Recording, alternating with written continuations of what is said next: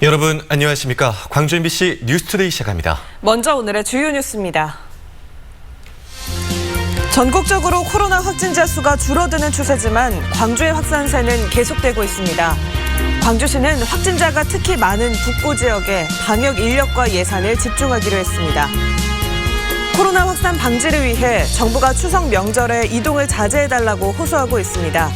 그렇지 않아도 어려움을 겪는 전통시장 등에서는 명절 대목 특수도 기대하기 어렵게 됐습니다. 5월 단체가 전두환 재판 과정에서 5.18 당시 헬기 사격은 없었다고 증언한 전 육군 항공여단장을 위증죄로 고발했습니다. 한전 공대 설립이 제자리 걸음입니다. 특별법 제정을 통해 해법을 찾아야 한다는 목소리가 나오고 있습니다. 전국적으로 코로나19 확진자가 줄어드는 추세지만 광주는 확산세가 꺾이지 않고 있습니다. 교회와 전통시장, 밥집 등에서 집단 감염이 잇따르고 있는데요. 광주시는 감염원이 몰려있는 북구 지역을 중점 관리 지역으로 정해서 방역 역량을 집중하기로 했습니다. 우종훈 기자가 취재했습니다. 광주 코로나19 확산세가 좀처럼 꺾이지 않고 있습니다. 광주 북구 말바우시장 창평집 식당 관련 확진자가 16명으로 늘어 새로운 감염원이 됐고 성림 침례교인인 광주 284번째 확진자의 접촉자들도 자가격리 중 추가 확진 판정을 받으면서 관련 확진자는 56명까지 증가했습니다. 지난달 27일을 정점으로 지역 감염 수가 꾸준히 감소하고 있는 전국의 상황과 달리 광주는 같은 기간 오름과 내림을 반복하다 최근 닷새 동안엔 평균 8명씩 줄지 않고 되레 늘고 있습니다. 이런 증가세에 광주 인구 10만 명당 발생률은 대구와 경북, 서울에 이어 4번째를 기록했습니다. 이는 수도권인 경기와 인천보다도 높은 수치입니다. 하나의 연결고리가 방역 수칙이 지켜지지 않음으로 인해서 파생된 접촉자 및 2차로 된 확진자 숫자가 굉장히 지금 많은 편입니다. 광주시 방역당국은 확산의 원인이 방역 수칙을 지키지 않은 상태에서 특정 지역을 중심으로 집단 감염이 이루어졌기 때문으로 보고 있습니다. 말바우 시장을 중심으로 시장 밥집, 중흥기원, 동광주 탁구클럽 등 확진자의 동선이 몰려있고 성림 침례교회 성가대원들도 마스크를 안 쓰고 지하에서 함께 노래하고 식사를 한 것으로 나타났습니다. 광주시 방역당국은 전체 확진자 절반을 차지하는 광주 북구 지역을 중점 관리 지역으로 지정하고 한정된 방역 역량을 집중하기로 했습니다. 광주 시민 중 최근 말바우 시장을 방문했거나 증상이 있는 주민들에 대해서는 무료로 진단 검사를 실시하겠습니다. 오는 10일 강화된 사회적 거리 두기 기간 종료를 앞두고 광주시 방역당국은 지역의 코로나 확산 추이를 지켜본 뒤 오는 9일 민관합동 대책위 논의를 거쳐 연장 여부를 결정할 계획입니다. MBC 뉴스 우종훈입니다. 추석 연휴 동안 코로나19 확산을 막기 위해 방역당국이 이동 자제를 권고했습니다. 지자체들도 시립묘지를 폐쇄하거나 벌초 대행 요금을 할인하는 등 묘안을 짜고 있는데요. 하지만 상인들은 이 코로나 때문에 추석 대목마저 사라질까 봐 한숨만 쉬고 있습니다. 이다현 기자가 다녀왔습니다. 코로나19 신규 확진자가 전국적으로 닷새째 100명대를 유지하고 있지만 추석 명절을 앞두고 정부는 추석 연휴를 특별 방역 기간으로 지정했습니다. 앞선 5월과 8월 연휴 기간 동안 코로나가 확산된 만큼 이번 추석 명절 때도 감염병 확산 우려가 크다고 판단했습니다. 혹여 먼 거리를 이동하여 모인 가족과 친지 모임에서 감염이 전파될 가능성이 높다고 판단되기에 이번 추석은 가족과 친지를 위하여 가급적 집에서 쉴 것을 권고드립니다. 때문에 시민들의 이동을 막기 위한 방안이 제시되고 있습니다. 정부는 추석 연휴 철도 승차권을 창가 측 좌석만 팔 수 있게 하는 등 전체 판매 비율을 50%로 제한했고 명절 고속도로 통행료 면제 혜택도 이번엔 주지 않는 방안을 검토 중입니다. 지자체들의 고민도 깊어지고 있습니다.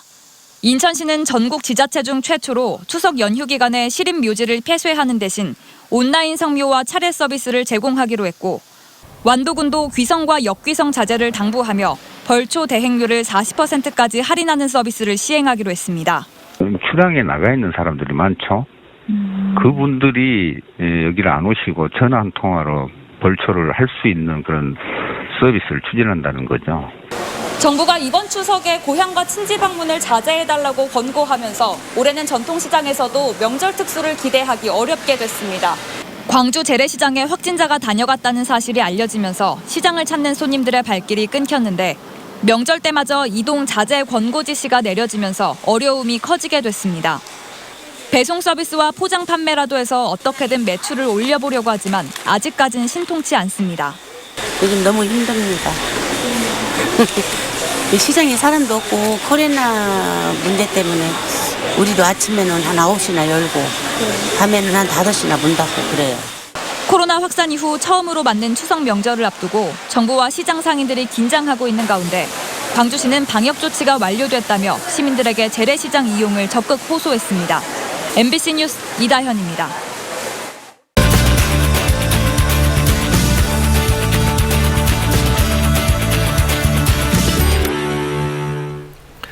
추석을 앞둔 택배 현장은 전쟁터를 방불케 할 정도로 바쁩니다.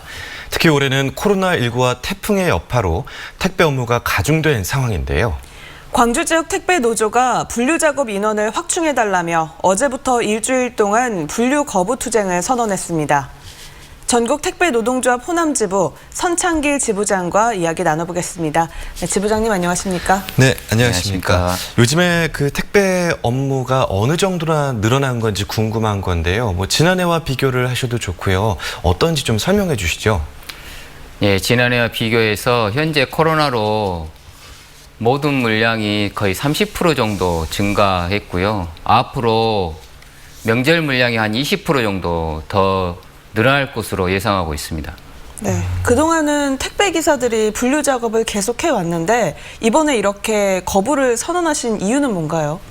예, 앞서 말씀드린 것과 같이 30%가 증가됐고 또 앞으로도 더 증가될 예상을 하고 있는데도 불구하고 지금 회사 측은 이 부분에 대해서 전혀 신경을 쓰고 있지 않습니다. 현재 올해만 해도 12명의 택배 기사들이 죽었고 정말로 지금 얼마나 힘든 상황인지 회사는 알면서도 이에 대한 대책이 없습니다. 광주에서도 지금 택배기사 한 분이 과로사로 돌아가셨습니다. 하지만 회사는 그 부분에 대해서 대체로 다른 사람을 고용할 뿐 그 원초적인 문제를 해결할 생각이 전혀 없습니다. 우리가 이 부분에 대해서 분석하고 택배 기사들의 의견을 모아서 분류 작업이 정말 힘든 작업이라는 것을 또 회사에 얘기를 했지만 이 분류 작업 문제에 대해서 해결해 줄 생각을 하지 않고 있습니다. 과로사 대책위원회에서도 이 부분을 심각하게 생각하고 16일까지 답변을 달라고 지금 얘기해 놓은 상태이지만 네. 그 부분에 대해서 전혀 아무 응답이 없습니다. 그래서 지금 분류 작업 문제를 현장에서 해결하고자 택배 노조는 지금 투쟁으로 지금 진행하고 있습니다. 네, 그러면 이 택배 업무 시간이나 강도 측면에서 방금 말씀하신 그 분류 작업이 어느 정도나 차지하는 건가요? 예, 택배 기사들이 아침 7시부터 분류 작업을 시작합니다. 하지만 그 분류 작업이 돈을 받고 하는 그러한 분류 작업이 아니고 12시까지 아무런 대가 없이 정말 강도 높은 그런 일들을 진행하고 있습니다. 그 분류 작업을 지금 진행하고 나서 택배 기사들은 지칠 대로 지친 상태에서 현장에 나가서 일을 하고 있습니다. 네.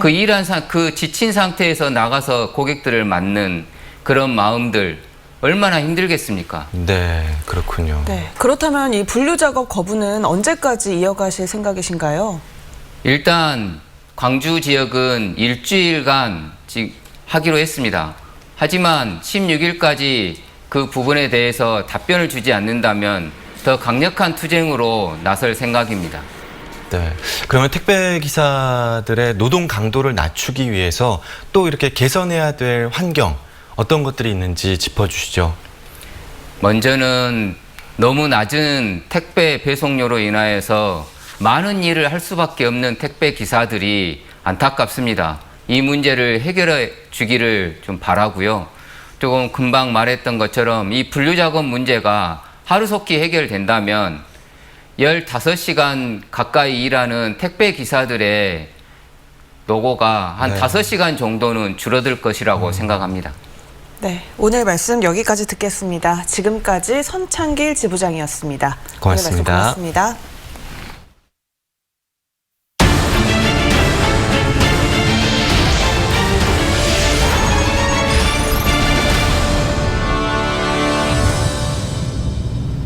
태풍은 지났지만 하늘빛은 여전히 흐립니다. 현재 위성 영상 보시면 고기압의 가장자리에 들면서 곳곳에 구름이 끼어있는 상태고요. 오전 중에는 밤사이 낮아진 기온 때문에 안개마저 짙겠습니다. 날이 대체로 흐린 가운데 오늘과 내일은 산발적인 비도 지나겠습니다.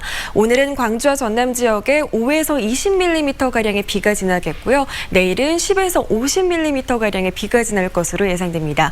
태풍이 지나고 기온은 다시 오름세입니다. 광주의 아침 기온 21도 안팎으로 어제보다 3, 4도가량 높게 시작했고요. 한낮 기온은 28도로 어제보다 5도가량 높은 가운데 낮 동안에는 후텁지근하겠습니다. 날씨 정보였습니다. 전남 지역의 수건 사업이었던 의대 신설 계획이 물거품이 될 수 있다는 우려가 커지고 있습니다. 의대 신설에 대한 구체적인 윤곽은 추석 이후에나 잡힐 것으로 보입니다. 조희원 기자입니다. 여수시 화양면 보건지소. 내과는 물론 치과 진료도 볼 수 있는 시설을 갖추고 있지만 한방과 진료만 보고 있습니다. 이곳으로 발령받은 유일한 공중보건의가 한의학 면허만 갖고 있기 때문입니다. 면민 6,500여 명의 내과 진료를 책임지는 곳은 동네 의원 단 한 곳뿐이라 시민들의 불편이 이만저만이 아닙니다. 치료로 가내는 게 한정없이 늦어서 의사들장 늦어서 빨리빨리 지명을 했으면 좋겠다는 얘기입니다. 여기서 없는 약은 시내로 가야 되고 보건소에서 없는 약은 시내로 가야 되고 그러니까 너무 불편하더라고요. 동네 의원만 부족한 게 아닙니다. 시내 병원급 의료기관 역시 지역의 경우 의사 구하기는 하늘의 별 따기입니다. 전남 지역 의사 평균 임금은 서울의 1.5배로 이미 전국 최고 수준이지만 그런데도 매번 인력 수급에 애를 먹고 있습니다. 뭐 하려면은 월급으로 많이 주는 수밖에 없죠, 주방에서. 올리고 이제 안 구해지면은 주변 시대 알아보고 조금 올리고 그런 식으로 해서 계속 올라가요. 지역민들의 유일한 희망이었던 의대 신설마저 원점 재검토 운명에 놓인 상황. 예상치 못한 암초를 만난 지역 정치권은 당혹스러워하면서도 무효화라는 표현이 쓰이지 않았다는데 희망을 걸고 있습니다. 전남의 열악한 의료 현실을 알려 여론을 형성하면 재추진될 가능성이 있다는 겁니다. 네, 이 문안 자체를 보면 그 기존의 의대 정원 확대나 공공의대 신설 추진을 무효화한다든지 취소한다는 뜻이 아니고 다시 논의를 한다고 되어 있습니다. 저희 전남권의 의료 서비스가 열악한 부분에 대해서 지속적으로 국민들께 알리고 정부는 코로나19 사태가 안정된 이후 의정협의체를 구성해 본격적인 논의를 시작하겠다고 밝혔습니다. 이에 따라 국내 확산의 분수령으로 꼽히는 추석 연휴가 지난 이후 전남 의대 신설에 대한 윤곽이 나올 것으로 보입니다. MBC 뉴스 조희원입니다. 코로나19 여파로 지역 현안이 관심 밖으로 밀리고 있는 가운데 당초 2022년 개교를 목표로 추진 중인 한전 공대 설립이 가시밭길을 걷고 있습니다. 빠듯한 일정과 제약 조건을 극복할 수 있도록 특별법을 제정하는 일이 시급한 과제로 떠올랐습니다. 이계상 기자가 취재했습니다.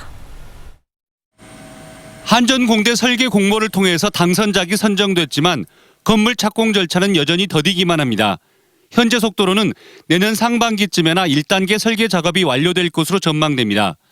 설계 후 곧바로 착공을 하더라도 건축 기간이 2년 이상 걸린다는 점을 감안하면 2022년 3월 개교는 사실상 불가능한 상황입니다. 공사 기간을 최대한 단축하고 부분적인 개교라도 하기 위해서 평창 올림픽 때 사용했던 모듈형 건축 기법이 제안됐지만 한전 측은 이에 대해 부정적입니다.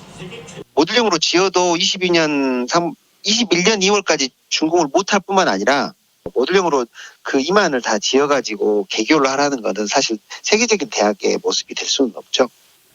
한전은 개교를 위한 필수 조건인 교육시설 면적 2만 제곱미터를 확보하기 위해서 내년 9월 완공 예정인 에너지 신기술 연구소를 임대 교사로 활용하는 방안을 대안으로 제시했습니다. 한전 공대 캠퍼스 부지에 4,000제곱미터 규모의 건물을 짓고 나머지는 에너지 신기술 연구소 면적을 보완해서 교육부 인가 기준을 맞추겠다는 것입니다. 문제는 현행 법 규정상 캠퍼스 부지 밖에 있는 임대 교사 면적까지 대학 인가 기준에 포함시킬 수 없다는 점입니다. 결국 이런 규제 조건을 해소하고 2022년 부분 개교 목표를 달성하기 위해서는 관련 특별법 제정이 급선무가 됐습니다. 한전공대 인가 조건을 완화하고 정부 차원의 지원 방안도 이 특별법에 포함시켜야 한다는 지적입니다. 안정적이고 지속적인 그런 어떤 운영을 위해서 정부의 어떤 재정 지원 근거를 명문화하는 것이 굉장히 필요하다고 생각합니다. 한전공대 특별법은 올해 정기국회 때 발의될 예정인 가운데 당명을 바꾼 국민의힘 등 야당이 발목을 잡지 않아야 하루빨리 법 제정이 가능할 것으로 전망됩니다. MBC 뉴스 이계상입니다. 광주 민간공항을 조건 없이 무한으로 이전해서는 안 된다는 여론이 광주시의 공식 토론 안건으로 채택됐습니다. 광주시에 따르면 시민의 제안을 정책화하는 바로소통 광주에 민간공항을 군공항과 함께 이전해야 한다는 제안의 글이 올라왔고 사흘 만에 시민 50명의 공감을 얻어 공식 토론방에 상정됐습니다. 정책 제안자는 군공항 문제의 해법을 찾고 나서 민간공항 이전을 진행하는 게 최선이라며 범시민 기구를 구성해 대책을 마련하자고 주장했습니다. 이에 앞서 이정환 광주시 의원도 내년까지 민간공항을 이전하기로 한 계획을 전면 재검토해야 한다고 촉구했습니다. 전남도의 군공항 전두환 씨 재판에는 5.18 당시 헬기 부대 소속이었던 군인들이 출석해 증언을 이어가고 있습니다. 하지만 하나같이 5.18 때 헬기 사격은 없었다고 증언을 하고 있는데요. 5.18 단체가 이들을 위증죄로 고발했습니다. 남궁욱 기자가 취재했습니다. 5.18 단체가 송진원 전 육군 제1항공여단장을 위증죄로 검찰에 고발했습니다. 5.18 기간 광주에 온 기록이 있는데도 지난해 11월 법정에서 광주에 오지 않았다고 진술했기 때문입니다. 5월 단체는 송 전 여단장이 일부러 거짓을 이야기했다고 판단했습니다. 진실을 좀 이렇게 털어놨으면 좋겠는데 아직도 지금도 그렇게 다 감추고 더군다나 이제 그렇게 허위 증언을 하니 5.18 단체는 송 전 여단장이 위증했다고 판단한 근거로 1980년 육군 항공부대의 작전 수행을 기록해 놓은 80년 항공병과사를 제시했습니다. 문서를 보면 전남도청 진압을 하루 앞둔 80년 5월 26일 당시 제1항공여단장이었던 송진원 준장이 UH-1H 헬기를 타고 광주에 온 뒤 도청 진압이 마무리된 직후 부대로 복귀했다고 기록돼 있습니다. 해당 문서를 작성한 역시 송진원 전 여단장입니다. 5월 단체는 추가 고발도 예고했습니다. 백성목 전 203 항공대대장 등 헬기 사격이 없었다고 증언한 군인들도 위증죄로 고발하기로 한 겁니다. 그렇지만 지금이라도 진실을 이야기한다면 광주 시민들의 용서를 받을 수 있다고도 덧붙였습니다. 5.18 진상규명 특별법에서도 진실을 고백하고 진상규명에 협조한 사람에 대해서는 사면을 건의하거나 책임을 감면하도록 하는 그런 조항이 있습니다. 광주는 화해와 용서를 바라고 있습니다. 전 씨 측 변호인은 반발했습니다. 정주규 변호사는 법원의 판단이 나오기도 전에 증인을 위증죄로 고발하는 것은 다른 증인들의 증언을 방해하려는 목적이라고 비판했습니다. 전 씨의 재판은 이달 21일 예정돼 있습니다. 헬기 조종사 등의 출석이 예정돼 있는데 이번 고발이 증인의 증언에 어떤 영향을 미칠지 관심이 쏠리고 있습니다. MBC 뉴스 남고웅입니다. 거짓 진술을 하며 코로나19 방역을 방해한 혐의로 교회 목사가 경찰에 고발됐습니다. 목포시는 서울 도심 집회에 참석하고도 거짓 진술로 역학조사를 방해한 혐의로 모 교회 목사 A씨를 경찰에 고발했습니다. A씨는 광복절에 서울 도심 집회에 다녀오고도 집회 참석 사실을 부인하며 방역당국의 면담을 거부했지만 GPS 추적 결과 서울을 방문했던 것으로 드러났습니다. 한편 전라남도는 서울 도심 집회에 참석한 뒤 진담 건사에 응하지 않은 2명을 경찰에 고발했습니다. 기아자동차에 취직시켜주겠다며 취업 사기 행각을 벌인 핵심 피의자가 구속됐습니다. 광주지방경찰청 지능범죄수사대는 기아차 공장에 정규직으로 취업시켜주겠다고 구직자들을 속여 지난 2018년부터 최근까지 거액을 가로챈 혐의로 30대 A씨를 구속했다고 밝혔습니다. 앞서 경찰은 A씨와 함께 범행을 저지른 혐의로 50대 목사 B씨를 구속했습니다. 경찰은 피의자들을 상대로 정확한 피해 규모를 파악하고 있습니다. 일주일 연기됐던 추석 열차표 예매가 오늘부터 이틀 동안 진행됩니다. 한국철도공사는 경부선과 경전선은 오늘, 호남선과 전라선은 내일 100% 온라인으로만 예매를 진행할 예정인데 이미 예매가 끝난 노인과 장애인 등의 추석 열차표는 유효합니다. 한국철도공사는 코로나19 감염 위험을 낮추기 위해 창가 측 좌석만 발매할 예정입니다. 코로나 사태 속에 광주시가 어린이와 노약자들을 상대로 한 독감 예방접종을 시작합니다.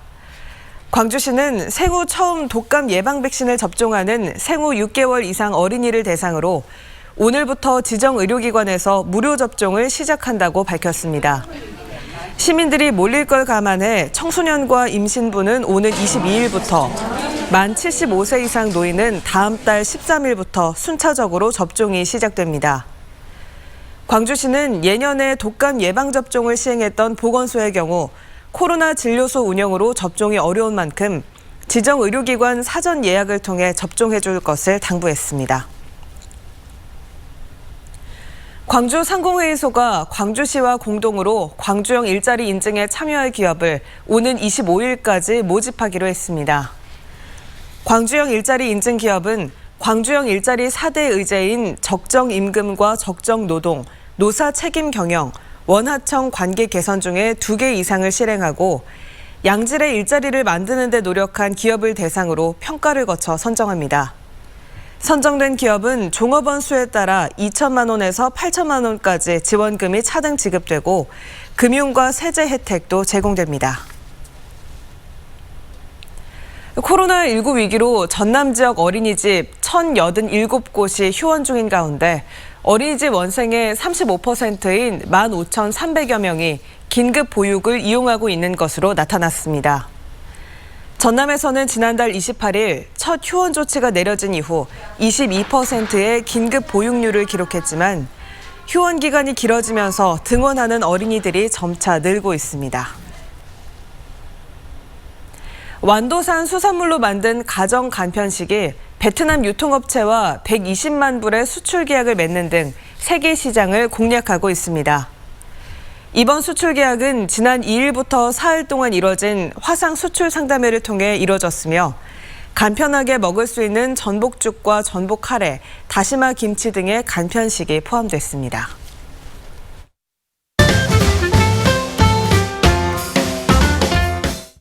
친환경 자동차 부품 클러스터 조성 사업의 일환으로 온라인 채용 박람회가 진행되고 있습니다.